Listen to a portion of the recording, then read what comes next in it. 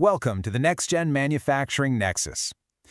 What if the world's biggest problems, climate change, disease, you name it, what if they aren't impossible hurdles, but really just engineering challenges waiting for a solution? Today, we're digging into the blueprint for our future and the incredible people designing it. Let's get right into it. So, let's get real for a second. What are we actually up against? What are those massive, planet-sized obstacles standing between us and a future where everyone can thrive? It's a huge question, right? But it's exactly where we have to start. Well, back in 2008, the National Academy of Engineering got some of the brightest minds on the planet together. Their job? Figure out the most important missions for our century. And they came back with a number, 14. 14 grand challenges that will define everything for humanity. Let's just take a quick look at a few of them. First up, getting clean water to everyone. And this isn't just about digging more wells. It's a massive engineering puzzle involving purification, distribution, and logistics on a global scale. Then there's this, securing cyberspace. Think about it. Our entire world, from the global economy down our private messages, it all runs on digital rails. Protecting all that is a relentless, high-stakes battle against threats that just keep getting smarter. And of course, there's the challenge of engineering better medicines. We're talking about personalized treatments designed for your exact DNA, or being able to whip up defenses for the next pandemic before it even gets started. It's a whole new frontier for human health. And finally, a huge one, making solar energy affordable for everyone. Powering our entire planet without wrecking it might be one of the most critical puzzles we have to solve, like yesterday. So when the challenges are this big, who do we even turn to? Well, we turn to the problem solvers. We turn to engineers, because engineering is the one discipline that's literally built to not just face these challenges, but to take them apart piece by piece and solve them. So what do we really mean when we say engineering? The Royal Academy of Engineering has this fantastic definition. For me, the two most important words there are creative application.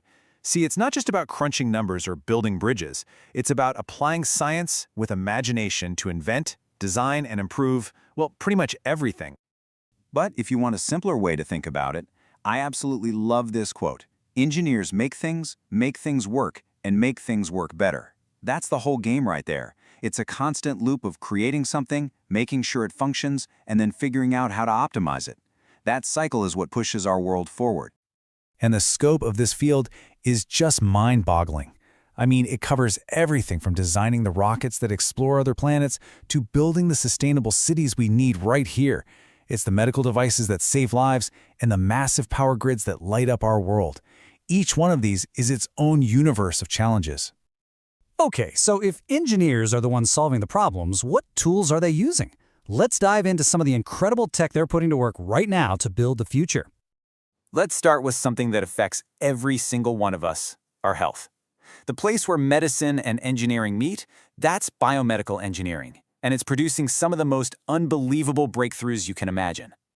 Seriously, this is where science fiction becomes science fact. We have engineers building robotic systems that give surgeons superhuman precision. They're designing the smartwatches and sensors that turn our own bodies into live data streams. They're writing AI that can spot diseases and scans faster and more accurately than any human. And they're even creating nanobots that can hunt down cancer cells. It's a total revolution. And what you're seeing here is that whole ecosystem in action.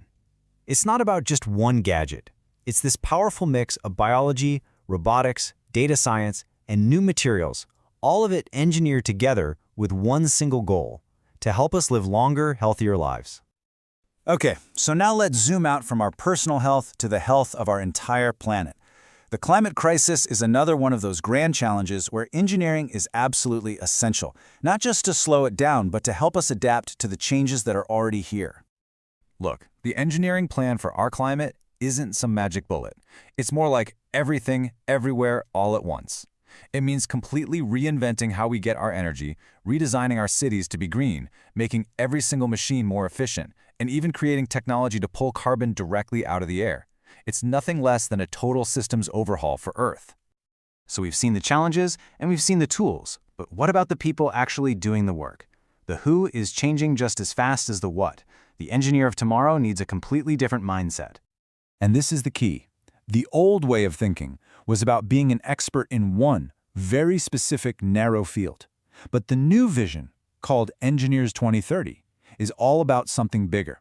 It's about combining that deep technical skill with a much broader, more flexible, and more connected way of thinking. This new vision is really built on these 6 core ideas. The engineer of the future isn't just a technical whiz. They have to be resilient, they have to be socially responsible. They are fluent in data and digital tools, they work collaboratively, understand business, and maybe most important of all, they've earned the public's trust to build our future the right way. And this quote from expert Martin Manua just nails it. The digital shift is at the very heart of all of this. The future is being built right at that intersection between the physical world and the digital world, and engineers are the ones drawing the blueprints. Which brings us to the last and, I think, the most important question of all. With all this power and all this responsibility, what kind of future are we actually going to choose to build? I think this quote from inventor Dean Kamen frames it perfectly. The real goal isn't just to solve the problems we have today. It's about empowering the next generation of thinkers, creators, and builders with the skills and the mindset they'll need for challenges we can't even imagine yet. So, that's where we'll leave it. The grand challenges are clear. The amazing toolkit to solve them is being built as we speak. We even had the blueprint for the next-gen engineer. The question really isn't, can we solve these problems anymore? The question is, what will we choose to do? What future will you help engineer?